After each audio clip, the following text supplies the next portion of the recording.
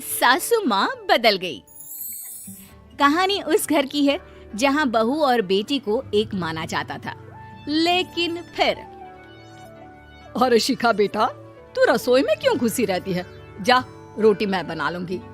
नहीं नहीं माँ जी, आप बैठिए, बस सारा खाना बन ही गया है। श्वेता को बोल देती हूँ, वो खाना लगा देगी सबका। सॉरी भाभी, मेरे पास वक्त नहीं है। माँ, मुझे पैसे देना, पार्लर जाना है। हाँ हाँ चली जाना, भाभी को भी ले जाना। वो भी जाने को बोल रही थी पार्लर, पर पहले ना मदद कर दे उसके खाना लगाने में। देख माँ, वो बहू है, उसे बहू रहने देना, इतना सर पर मत चढ़ा भाभी को। श्वेता, ज्यादा मत बोला कर। बहू और बेटी में कोई फर्क नहीं होता है। जा जाकर काम कर। ननद को माँ का भाभी से इस तरह प्यार करना बिल्कुल अच्छा नहीं लगता। वो बार बार किसी न किसी तरह माँ को भाभी के खिलाफ भड़काती रहती, लेकिन कोई फायदा ना होता। एक रोज, अरे बेटे किशन, जा बहू को कहीं घुमा कर ला, सारा दिन घर में काम करती रहती है। हाँ हाँ माँ, हम लोग जा रहे हैं ना गोवा। अच्छा जी, भाभी ने तो हमें बताया भी नहीं। वैसे तो सारी पंचायत करती है, ये गोवा वाली बात क्यों छुपा गई हमसे? अरे क्योंकि उसे खुद नहीं पता था बहन। मुझे टिकट सस्ती मिल रही थी तो मैंने बुक कर दिया। हाँ शिखा, पैकिंग कर ले, संडे हम जा रहे हैं गोवा। दोपहर में शिखा पैकिंग कर रही थी कि सास आ जाती है।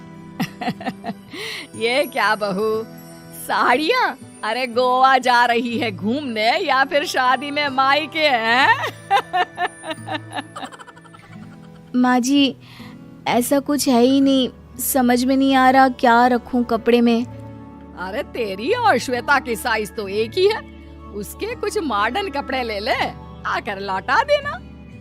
हाँ माँ जी, ये ठीक रहेगा। शिखा श्वेता के पास जाती है और उससे कपड़े मांगती है।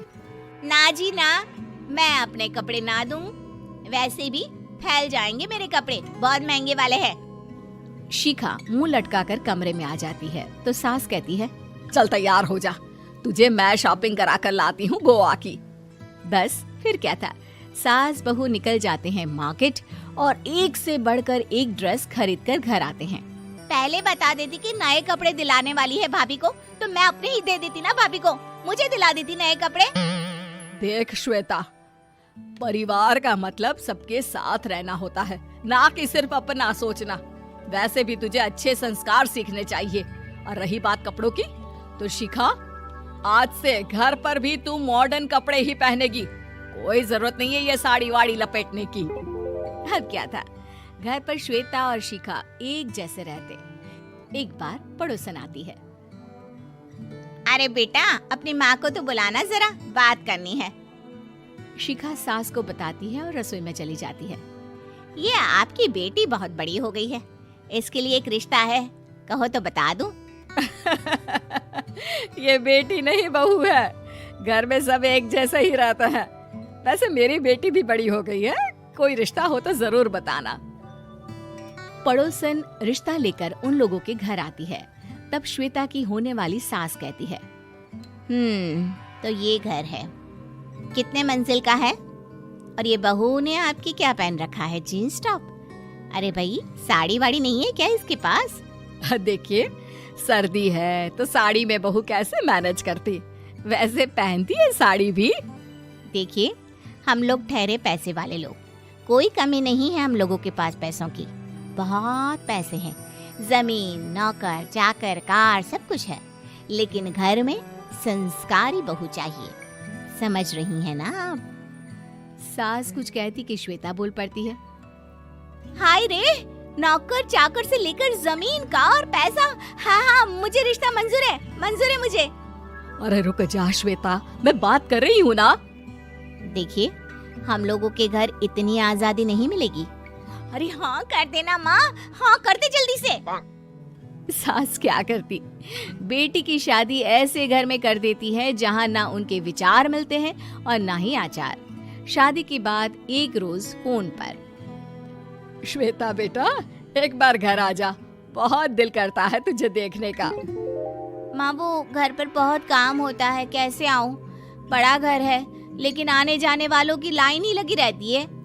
बेटा मैं तो जानती थी उस घर का हाल, लेकिन तू ही नहीं मान रही थी। माँ देख, हर घर का यही हाल है। तेरी बेटी को यहाँ घूंघट हटाने की परमिशन नहीं है और एक तरफ भाभी स्कर्ट पहनकर घूम रही है। बेटा मुझे क्या पता था कि मेरी बेटी को ससुराल के नाम पर पिंजरा मिल जाएगा।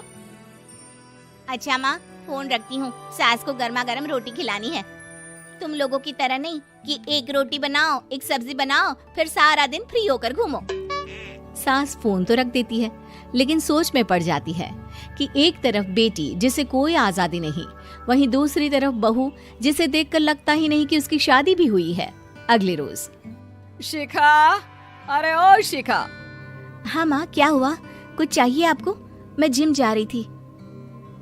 जिम के कपड़ों में बहू को देखकर सास को घूंघट में अपनी बेटी का ख्याल आता है। देख बहू, घर में बहू की तरह रहा कर। इतने टाइट कपड़े पहनकर जिम जाना पसंद नहीं मुझे। जा जाकर रोटी बना। रोटी? माँ अभी तो शाम की 6 बजे हैं, इस वक्त रोटी? अब क्या मेरे खाने पीने पर भी पहरा है? अरे जब मर्जी तब मैं अपने घर में खा भी नहीं सकती क्या? बहू को अजीब लगता है। वो समझ नहीं पाती कि जो सास कल तक इतनी सपोर्टिव थी, उन्हें अचानक से क्या हो गया। वो किचन में जाती है, गरम रोटी के साथ 2 तरह की सब्जी, रायता, सलाद सब लेकर सास के पास आती है। माँ जी, खाना। इतना सारा खाना?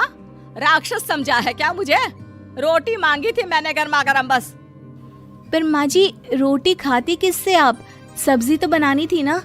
अरे भूख मर गई मेरी तेरी बहस से। जा जाकर काम कर, अंदर पूरी रसोई साफ कर। बहू अंदर चली जाती है। थोड़ी देर में श्वेता घर आती है।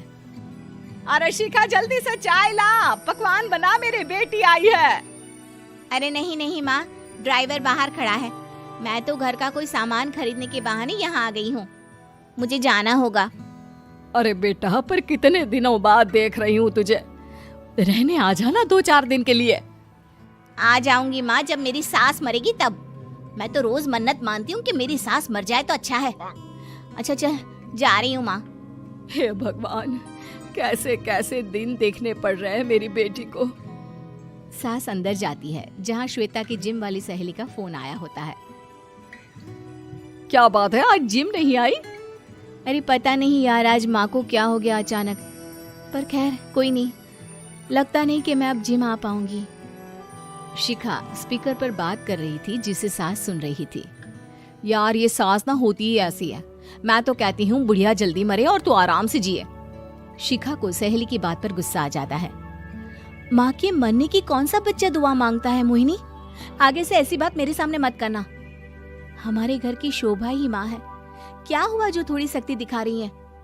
उसमें भी कोई ना कोई उनकी भलाई ही होगी।